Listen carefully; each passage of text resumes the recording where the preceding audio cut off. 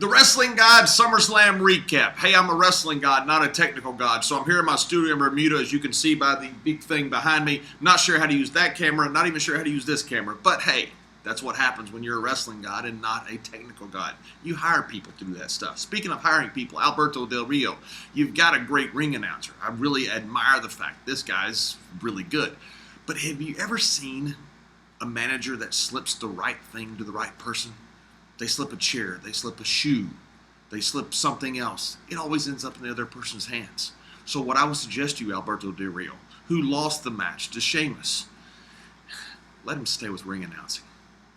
Booker T, my pal Booker T, who I started with in the Global Wrestling Federation. As a commentator, I think Booker T is a great general manager. He has found his spot. I think it's perfect. You look at what they've done with general managers, with Teddy Long, with Vicky Guerrero, with John Laurinaitis. It is a great, interesting character. I think it's absolutely made for Booker T. And after all, on the commentary, I love Booker. But the shucky ducky quack quack, the own like a pot of neck bone, I understand. Wasn't sure what shucky ducky quack quack ever meant. As a general manager, he's going to be fantastic. SummerSlam, the big match. Brock Lesnar, made for this business. Go off, wins the UFC Championship, comes back a bigger name than ever before. He and Triple H, they did what they should have done in a big match. Don't let interference, don't have distractions, don't have run-ins. Let two warriors battle it out. That is exactly what they did. I like what they're doing with Brock Lesnar. I like what they did with Triple H. Brock has Triple H tap out.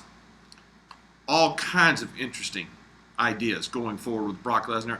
How often he's going to come around to wrestle, that's the big question mark.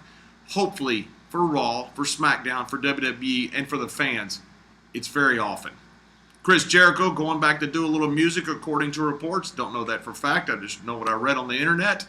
Wins the match with Dolph Ziggler. I think Dolph Ziggler is a future star. Jericho, as always, an unbelievable performer. The one thing I don't like the tag teams. I think Kofi Kingston and R-Truth are both very, very talented guys. Somehow that tag team's not working. Primetime players, they come out, they have great charisma, doesn't translate in the ring. Don't know what's wrong. I think they're all great athletes. I think they're all great performers. Something's missing. Sometimes you have to find something different for these guys, and sometimes all of a sudden it just clicks.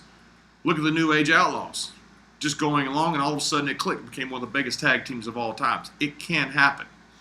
Kerry Von Erich once told me, he said, I want to come back. I said, come back as what? He said, a carpenter. He said, that way I can repair the bridges that I burned.